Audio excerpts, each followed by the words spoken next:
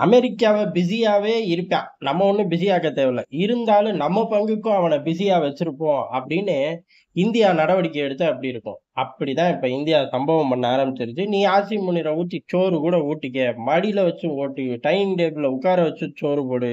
இல்ல வெள்ளை மாளிகையில திண்ண கிண்ண வச்சிருந்தீங்கன்னா, அங்க கூட உட்கார வச்சு சோறு போட்டுக்க. ஆனா இந்த பயலுக்கு சேர்த்து சோறு போடுறியா? அப்படிங்கிற மாரி இந்தியா சம்பவம் பண்ணிருச்சு. யாரு அப்டின்னா, அவனுங்களுக்கு ஒண்ணும் புதுசு இல்ல. என்ன ஒண்ணு பைடனுக்கு ரொம்ப தோஸ்து. ட்ரம்புக்கு யார்றா அவன் அப்படின்னு கேட்டு போயிருவாரு. யாரு அந்த மாரி ஆளு அப்படின்னு பார்த்தோம்னா, முகமது யூனுஸ் தான்.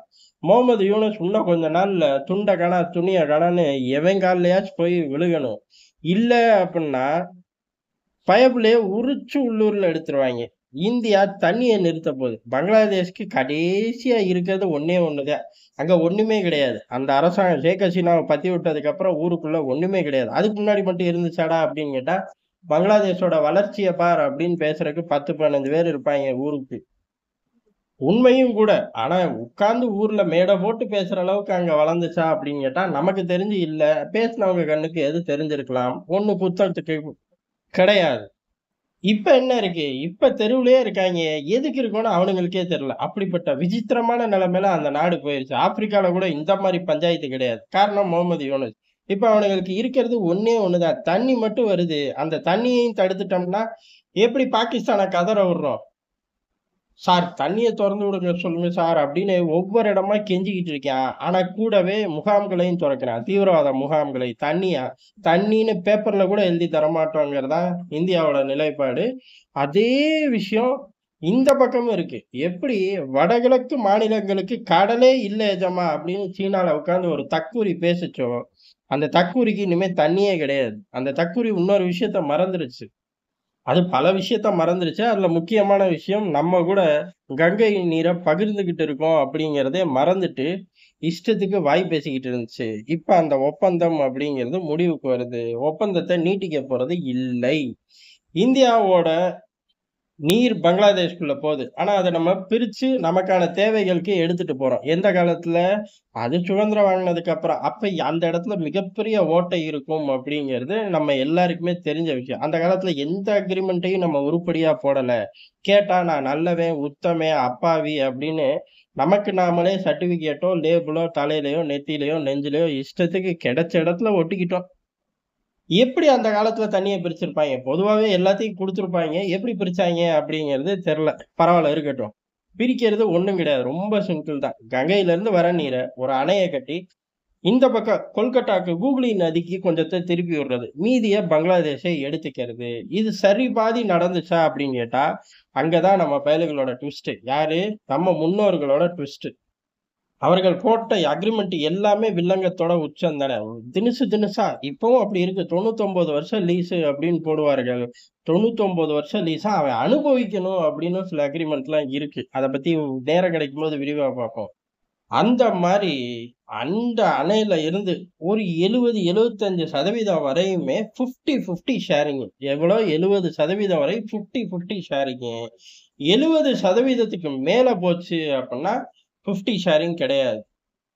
நம்மளோட ஷேர் அப்படிங்கிறது 50ல இருந்து ஸ்லாப் குறைஞ்சுகிட்டே வரும். எவ்வளவு 100% வந்தா கூட 40 அந்த ரேஞ்சுக்குள்ள வந்துரும். 50% கிடையாது. எப்ப 70% நீர் தொற்றுச்சு அப்படின்னாலே 50, 50 ஷேரிங் கிடையாது. 71 போயிருச்சா 50, 50 கிடையாது.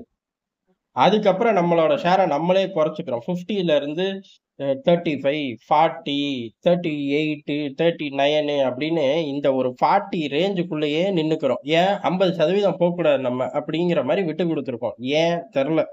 அப்ப ஏது இங்க தண்ணி தேவை இப்ப இல்லாம இருந்திருக்குமோ? தெர்ல நமக்கு. எ ஆராய்ச்சி பண்ணவும் விரும்பல. போதுமா? அப்ப ஓகே. இப்ப 30 வருஷம் ஆயிப்போச்சு. அக்ரிமென்ட்டும் முடிய போகுது. இந்த 30 வருஷமும் ஆயிப்போச்சு. அக்ரிமென்ட்டும் முடிய போகுது. இந்த காலகட்டங்கள்ல உறவு எப்படி இருக்கு அப்படின்னு. உறவு கேட்கவே வேணாம். உறவுன்னு பேப்பர்ல எழுதி பாக்கெட்ல கூட மடிச்சு வைக்க முடியாது. அந்த அளவுக்கு மோசமாயி போச்சு. இப்ப நம்ம தண்ணி தருவோமா அப்படின்னு கேட்டா, தண்ணி தரப்போறதில்ல. இதத்தான் இப்ப பேச ஆரம்பிச்சிருக்கோம். தடாலடியா மொத்தமா நிறுத்துங்க அப்படின்னு சொல்லி ஒரு கேங்கு கத்துது. இன்னொரு கேங்கு தடாலடி வேணாம். அட்லீஸ்ட் 50க்கு போவோம் அப்படின்னு இன்னொரு கேங் கத்துது. இன்னொரு கேங் 50 எல்லாம் வேணாம். இவ்வளவு காலம் அவனுங்க 60, 65 அனுபவிச்சுட்டு இருந்திருக்காங்க. நம்மளும் 60, 65 எடுத்துட்டு தான் தருவோம் அப்படின்னு சொல்லி அக்ரிமெண்ட்ட மாத்துங்க. அப்படி அக்ரிமெண்ட் முடிஞ்சிருச்சு. அக்ரிமெண்ட் போட்டா 60 நமக்கு, 40 உனக்கு அப்படிங்கிற அக்ரிமெண்ட்ட போடுவோம். இல்ல அக்ரிமெண்டே கிடையாது போடா அப்படின்ட்டு இன்னொரு அணைய கட்டி மொத்தமா நம்மளே வச்சுக்குவோம் எஜமா அப்படின்னு மிகப்பெரிய டிஸ்கஷன் டெல்லியில ஓடுது. முகமது யூனுஸ் அரண்டு போய் உட்கார்ந்திருக்கான். காரணம் தண்ணி மட்டும் வரல அப்படின்னா இருந்த ஒண்ணே ஒண்ணும் போச்சு. அப்ப பங்களாதேஷோட நிலைமை அப்படிங்கிறது படு மோசமாகும். உண்மையை சொல்லப் போனா 100% நிறுத்திரணும். ஏன் அப்படின்னா இது வறண்ட பொதுவாவே நதி நீர் அப்படின்னா வறண்ட காலமும் இருக்கும், வெள்ளப்பெருக்கு காலமும் இருக்கும். இந்த வெள்ளப்பெருக்கு காலத்துல பூரா நம்மள தான் குத்தம் சொல்லுவாங்க. ஏன் அப்படின்னா நம்ம தான் ஏதோ வேகமா தொறந்து விடுற மாதிரியும், நம்ம தான் மழை ஜாஸ்தியா பெய்யும்னு சொன்ன மாதிரியும், எப்பெல்லாம் வெள்ளப்பெருக்கு வருதோ அப்பெல்லாம் இந்தியாவை குற்றம் சாட்டுவாங்க. எப்ப ஷேக் ஹசீனா இருக்கும்போது ஒரு குரூப் சின்னதா உட்கார்ந்து பேசிக்கிட்டு இருக்கோம்.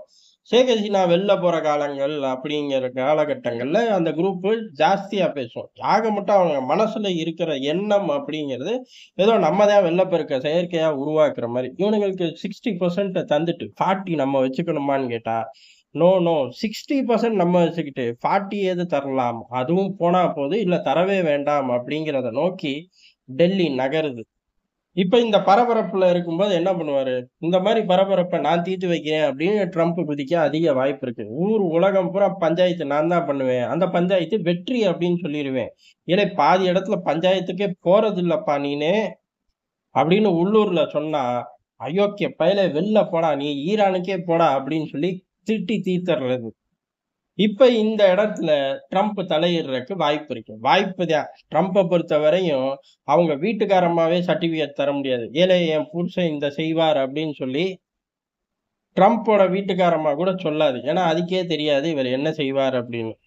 ஒருவேளை தலையிட்டு இதே மாதிரி தண்ணி பிரச்சனையை நான் தீர்த்து வைக்கிறேன் வா பேசுவோம் அப்படின்னு முகமது யூனிஸை கூப்பிட்டு இன்னொரு இரவு டின்னர்ல உட்கார வச்சு சோறு கூட ஊட்டி விடலாம். யாரு கண்டா? ஆனா அமெரிக்கா அந்த லெவல் போகுமா அப்படின்னா ஆசிம் முனிரை பொறுத்தவரை அவன் ஒரு தீவிரவாதி, வெளிப்படையா ஒரு ராணுவ தளபதி. அந்த இடத்துல ஆயுதம் அப்படிங்கிறது மிகப்பெரிய அளவுல ஒரு பவர் காட்டும், ஒரு மைலேஜ் எடுக்கும். ஆயுதம்னாலே போதுமே, பயப்புல குடுகுடுன்னு ஓடி வந்துரும். முகமது யூனுஸ்க்கு அப்படிலாம் ஒண்ணும் கிடையாது. அதனால இவரை கூப்பிட்டு டின்னர்லாம் தரமாட்டாருங்க. வேணா பஞ்சாயத்து பேசி வைக்கவா அப்படின்னு தூரமா இருந்து கேட்க வாய்ப்பு இருக்கு. இந்தியாவை பொறுத்தவரையும் எங்களுக்கு ஒண்ணுமே கேட்கல, கிட்ட வந்துன்னா சொல்லு பார்ப்போம் அப்படின்ட்டு கடந்து போவோம். இது ரெண்டும் சமகாலத்துல நடக்க வாய்ப்பு இருக்கு. ஆனா உறுதியா பங்களாதேஷை இந்த தடவை தண்ணியில கதற விட போறோம். இதுல இருந்து பயப்புல எந்திரிக்கவே கூடாது. ஏன்னா ரொம்ப நாட்களா இந்தியா பங்களாதேஷை அடிக்கவே இல்லை. அடிக்காதனாலதான் வடகிழக்கு மாநிலங்களை பத்தி சீனால உட்கார்ந்து பேசுறது, பாரத பிரதமர் கூட என்ன பேசினேன் அப்படிங்கிறத போய் வெளிநாட்டுல எங்கிட்டாச்சும் உட்காந்துட்டு பொய்யா பேசுறது. உள்ளதை சொன்னாலும் பரவாயில்ல, பொய்யா பேசுறது. இந்த பொய் இல்ல அப்படின்னு சொல்லிக்கிட்டு இருக்கிறதா நம்ம வேலை? அதனால பங்களாதேஷ வலுவா அடிக்கணுங்கிறது ஒட்டுமொத்த இந்தியர்களோட கோரிக்கை. அரசாங்கம் அதை நோக்கி போகுதுங்கிறது நல்ல விஷயம்.